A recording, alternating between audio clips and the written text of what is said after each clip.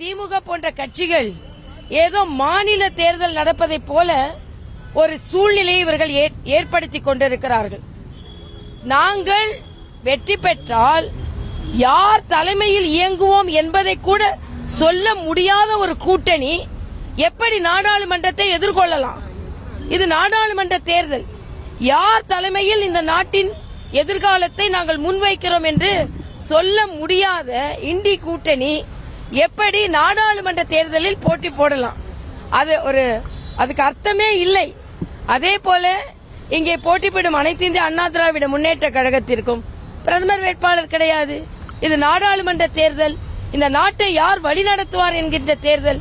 இந்த நாட்டை யார் பலம் பொருந்திய நாடாக மாற்றுவார் என்கின்ற தேர்தல். இந்த நாட்டு மக்களுக்கு தேசியத்தில் இருந்து என்னென்ன திட்டங்கள் கிடைக்கும் என்பதற்கான தேர்தல். ஆக இது ஏதோ ஒரு சட்டமன்ற தேர்தலை போல இட்டு செல்கிறார்கள். அப்படி கிடையாது. இது நாடாளுமன்ற தேர்தல், நாட்டை ஆள்பவருக்கான தேர்தல். அது பாரதிய ஜனதா கட்சியில் தான் முழு அதிகாரமும் தகுதியும் இருக்கிறது. அதனால் மக்கள் எங்களுக்கு தான் வாக்களிப்பார்கள். குறிப்பாக தென் சென்னை மக்கள் அபரிதமான அன்பை பெற்றிருக்கிறார்கள். அதனால் நிச்சயமாக தாமரைக்கு தான் வாக்களிப்பார்கள்.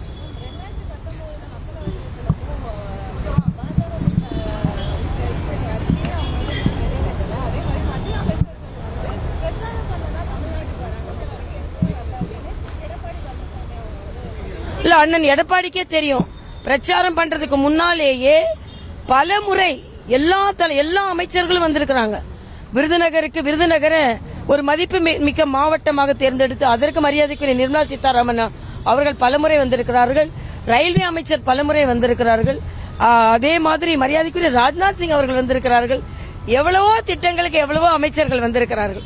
அதனால இப்ப அமைச்சர்கள் வருகிறார்களே, பிரதமர் வருகிறார்களே தமிழகத்தை நோக்கி என்று இவர்களெல்லாம் பயப்படுகிறார்கள்.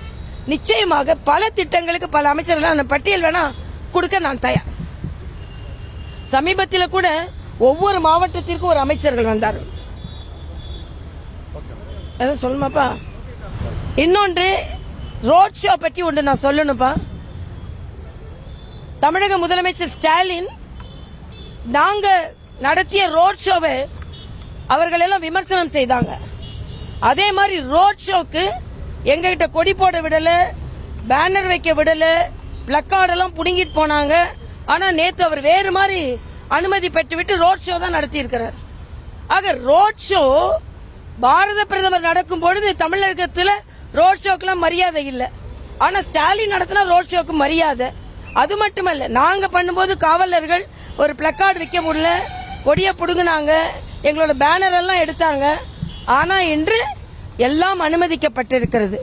நான் மறுபடியும் சொல்றேன், இங்கே உள்ள அனைத்து திட்டங்களும் மத்திய அரசிடம் இருந்து காப்பி செய்யப்பட்ட திட்டங்கள் தான், ஸ்டிக்கர் திட்டங்கள் தான். ஆக முதல்ல திட்டங்களுக்கு தான் ஸ்டிக்கர் ஒட்டிட்டு இருந்தார். இப்ப பிரச்சார நடைமுறைக்கும் ஸ்டிக்கர் ஒட்டி ஆரம்பித்து விட்டார். பிரதமர் என்ன வழிமுறைகளை மேற்கொள்கிறாரோ அந்த வழிமுறைகளை மேற்கொண்டு ஸ்டிக்கர் ஸ்டாலின், அது திட்டங்களுக்கு மட்டுமல்ல ஸ்டிக்கர் ஸ்டாலினாக பிரச்சார நடைமுறைக்கும் ஆகிவிட்டார் என்பதை நான் தெரிவித்துக் கொள்கிறேன். செய்திகளை உடனுக்குடனும் துல்லியமாகவும் தெரிந்து கொள்ள சப்ஸ்கிரைப் பண்ணுங்க.